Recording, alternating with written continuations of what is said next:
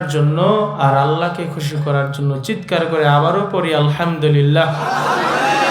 আমার সাথে সবাই গাইবেন, শুকরিয়া জানাই আল্লাহ, শুকরিয়া জানাই তোমায়, শুকরিয়া জানাই আল্লাহ, শুকরিয়া জানাই তোমায়। অসহায় বান্দা মোরা বেঁচে আছি তোমার দয়ায়। আমরা অসহায় না? আমাদের থেকে অসহায় কেউ নেই। একটু বিস্ফোরা হইলেই হাই হাই কি অবস্থা। সর্দি 2 দিনের বেশ 3 দিন থাকলে আর কিছু ভাল লাগে না। জ্বর বেশি উঠলে আর কিছু ভাল লাগে না। 20,000 টাকা স্যালারি যদি হারায় যায় 10,000, এই পুরা মাস তার চোখে মনে অন্তরে পানি। বলেন আমরা অসহায় কিনা? খুঁটিবিহীন নীলিম আকাশ তোমার মহিমা করছে প্রকাশ। মেঘরাশি বৃষ্টি জড়ায়, মেঘরাশি বৃষ্টি জড়ায় তোমার অসীম করুণায়। শুকরিয়া জানাই তোমায়, শুকরিয়া জানাই আল্লাহ, শুকরিয়া জানাই তোমায়। অসহায় বান্দা মোরা বেঁচে আছি তোমার দয়ায়। জোরে সুরে বলেন আলহামদুলিল্লাহ। ভাইরা আমার, আমি আপনাদের সামনে কোরআন হাকিমের সূরাতুল ফাতহের 2টা আয়াতে কারিমা তেলাওয়াত করেছি। খুব সংক্ষিপ্তভাবে এই আয়াতগুলি আপনাদেরকে শিখাবো, বোঝাবো, নিজে আমল করার চেষ্টা করব। আপনারাও চেষ্টা করবেন তো ইনশাআল্লাহ? আরো জোরে বলেন না ইনশাআল্লাহ। আল্লাহ তাআলা আয়াতগুলোর ভিতরে তার রাসূলের রিসালাতের ব্যাপারে বলেছেন। সুবহানাল্লাহ কোন? পৃথিবীর শ্রেষ্ঠ দামি মানুষটার নাম কি? মুহাম্মদুর রাসূলুল্লাহ। নাম কি? সাল্লাল্লাহু আলাইহি ওয়াসাল্লাম। আল্লাহ তাআলা আয়াতের ভিতরে তার নবী মুহাম্মদ আরবি সাল্লাল্লাহু আলাইহি ওয়াসাল্লাম সম্পর্কে বলে, ইন্না আরসালনাকা শাহিদাও ওয়া মুবাশশিরাও ওয়া নাযীরা লিতুমিনু বিল্লাহি ওয়া রাসূলিহি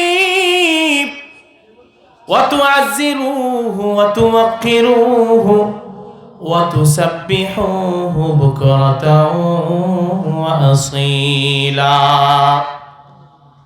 আল্লাহ বলে, নবী ইন্না আরসালনাকা শাহিদাও ওয়া মুবাশশিরাও ওয়া নাযীরা। ও নবী, আমি আপনাকে রিসালাতের মহান দায়িত্ব দিয়া দুনিয়াতে পাঠালাম। আমি আল্লাহ আপনাকে নবী রাসূল 2টা একসাথে বানিয়েছি। আমি আল্লাহ আপনাকে কমপ্লিট একটা গ্রন্থ আল কোরআন দিয়ে আপনাকে রিসালাতের দায়িত্ব দিয়ে দুনিয়াতে পাঠিয়েছি। শুধু তাই নয় নবী, এমন একটা না, 2টা না, 3টা গুণ আমি আল্লাহ আপনাকে দিলাম, যে 3টা গুণ আগেকার কোন নবীর মধ্যে A to Z পরিপূর্ণ ছিল না। সুবহানাল্লাহ।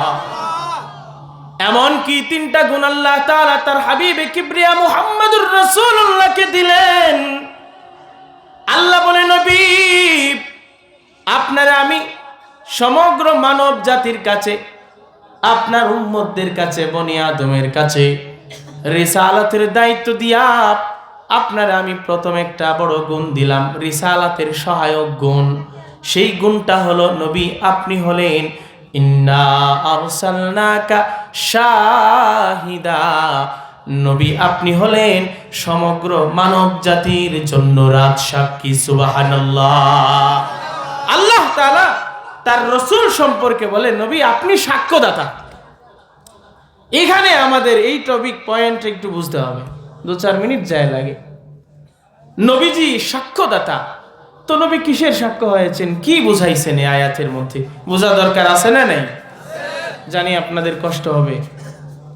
মাহফিলটা যদি এই টাইমে শেষ হয়ে যেত, আপনাদের ঘুমটা পোড়া হইতো। যাক, আর কিছুক্ষণ থাকেন, কোরআনের জন্যই তো। হ্যাঁ ইনশাআল্লাহ কর না। জানেন কোনো বান্দা যদি আমল নাও করে, হাদিস নিজের থেকে বলছি না, আমল নাও করে শুধু দিন শিখে মাসআলা শিখে, তাও আল্লাহ তাআলা তার ইবাদতে নওয়াফিল সালাত আদায়ের সওয়াব পৌঁছায় দেয়। সুবহানাল্লাহ। আপনি আমি এখন বাসায় থাকলে টিভি রিমোট টিপতাম, নালে ইউটিউব ঘাটাঘাটি করতাম। বাস্তব কিনা বলেন? এখন তো কোরআনের মজমায় বসে আছে। আপনি জানেন, মানেন কিনা জানি না, আমি যদি এই মুহূর্তে মারা যাই নিজেকে সবচাইতে সৌভাগ্যবান মনে করব। কারণ আল্লাহর দফতরে লেখা থাকবে আমার এই গুনাহগার গোলামটা কোরআনের কথা বলতে গিয়ে হার্ট অ্যাটাক করে মারা গেছে। এই জন্য ভয় পাই না, চিৎকার করে বয়ান করার চেষ্টা করি। আল্লাহ তাআলা তার রাসূল সম্পর্কে বলেন, নবী আমি আপনাকে শাহেদ বানাইলাম, সাক্ষ্যদাতা বানাইলাম। নবী আমার কিসের সাক্ষ্যদাতা? ইবনে কাসির উল্টায়া দেখলাম, আল্লামা ইবনে কাসির রাহমাতুল্লাহি আলাইহি তাফসীর ইবনে কাসিরের মধ্যে সুন্দর করে লিখেন, আপনার আমার নবী দুই জিনিসের সাক্ষ্যদাতা। প্রথম জিনিসটা হলো লিল্লাহি বিল ওয়াহদানিয়া, আল্লাহর নবী তার জীবদ্দশায় আল্লাহ তাআলার একত্ববাদের সাক্ষী তিনি জীবনে দিয়ে গিয়েছেন। সুবহানাল্লাহ। বলেন, নবীজি যদি একত্ববাদের সাক্ষী না দিতেন তাহলে আপনি আমি কি আল্লাহকে আল্লাহ মানতে পারতাম? রসুলকে রসুল বুঝতাম? সর্বপ্রথম এই শরীয়তে মুহাম্মাদির মধ্যে আপনার আমার নবী ঈমান আনছে। সুবহানাল্লাহ কন্যা। নবী আল্লাহর পরিচয় দিয়েছেন, এরপর সাহাবীরা পরিচয় আল্লাহর পেয়েছেন। এই জন্য তাফসীরের কিতাবের মধ্যে আছে, নবী আমার কিসের সাক্ষ্যদাতা?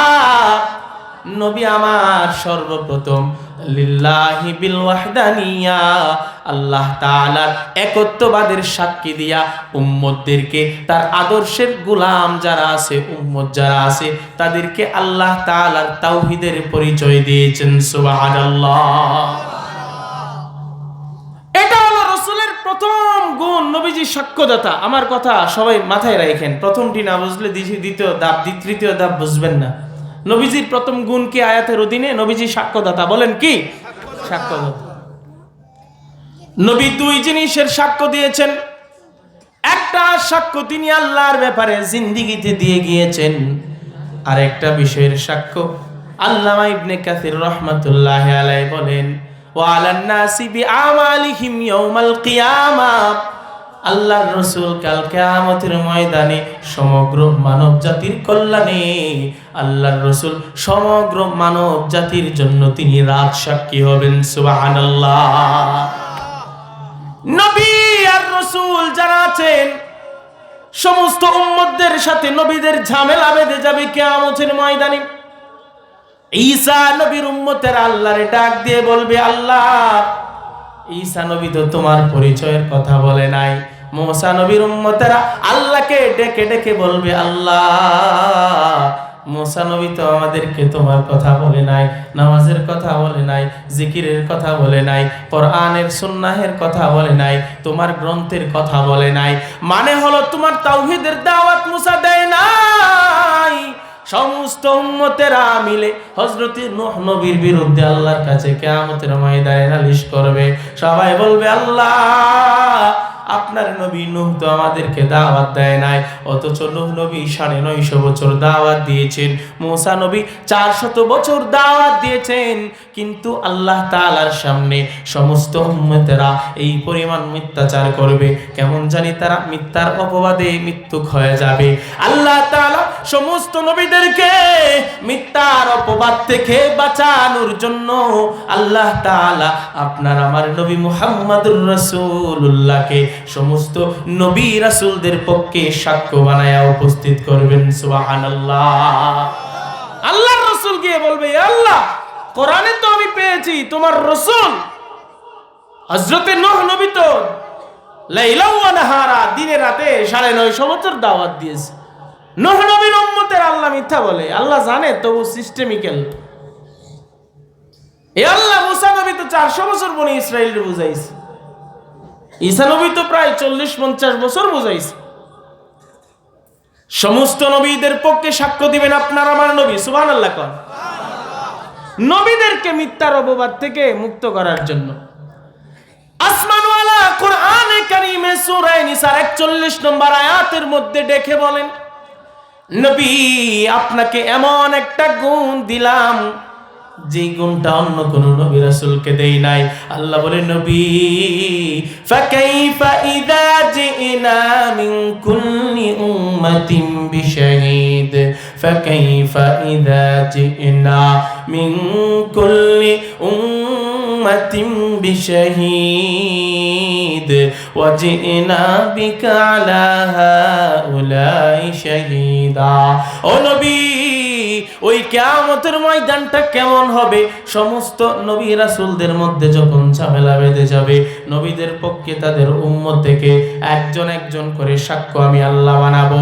সমস্ত সাক্ষ্যরা যখন ফেল, কারো সাক্ষ্য যখন গ্রহণ হবে না, ওয়াজিনা বিকা আলা হাউলাই শাহীদা। ও নবী, আমি আল্লাহ সমস্ত সাক্ষ্যদের উপর আল্লাহ আমি আপনাকে রাজ সাক্ষী বানায় আনবো। সুবহানাল্লাহ। নবী ফাকাইফা ইযা জিনা মিন কুল্লি উম্মাতিন বিশাহীদ ওয়া জিনা বিকা আলা হাউলাই শাহীদা। নবী, ওই সময়টা কেমন হবে একটু চিন্তা করে দেখেন। সুবহানাল্লাহ কন্যা। আল্লাহ না করুক এলাকায় মার্ডার হইছে, আপনাকে প্রধান সাক্ষী বানানো হয়েছে। বুঝে থাকলে বলেন, এটা কি আপনার আনন্দের কারণ না টেনশনের কারণ? সঠিক উত্তর দেন। টেনশনের কারণ না? নবীর টেনশন হয়, হায় হায়, নবী রাসূলদের ঝামেলা মিটানোর জন্য আল্লাহ আমারে ডাকবেন। আমার গুনাহগার উম্মতের ফিকির কে করবে? আমার নবীর টেনশন হয়। কিতাবের নাম বুখারী শরীফ, ফাজাইলুল কোরআন, কিতাবু ফাজাইলুল কোরআনের মধ্যে 5050 নম্বর হাদিস বাজান। আল্লাহর নবী ইবনে মাসউদ রাদিয়াল্লাহু তাআলা আনহুকে একদিন বলে, ইবনে মাসউদ, ইয়া ইবনে মাসউদ ইকরা আলাইয়াল কোরআন। ও ইবনে মাসউদ, তুমি আমারে আল্লাহর কোরআন পড়ে পড়ে শোনাও। ইবনে মাসউদ বলে, ইয়া রাসূলুল্লাহ আকরাউ আলাইকাল কোরআন। নবী, আমি আপনারে কোরআন পড়ে শোনাবো, আমার তো সাহস হচ্ছে না। আপনার উপর আল্লাহ কোরআন নাজিল করেছে, আমি আপনারে কোরআন শোনাবো, সেই সাহস আমি পাচ্ছি না। আল্লাহর নবী বলে, ইবনে মাসউদ, ইন্নী উহিব্বু আন আসমাহু মিন গায়রি, আমি অন্য ব্যক্তিদের কাছ থেকে আল্লাহর কোরআনের তেলাওয়াত শুনতে বড় পছন্দ করি, তুমি অবশ্যই আমারে কোরআনের তেলাওয়াত শোনাবা। হযরত ইবনে মাসউদ বলে,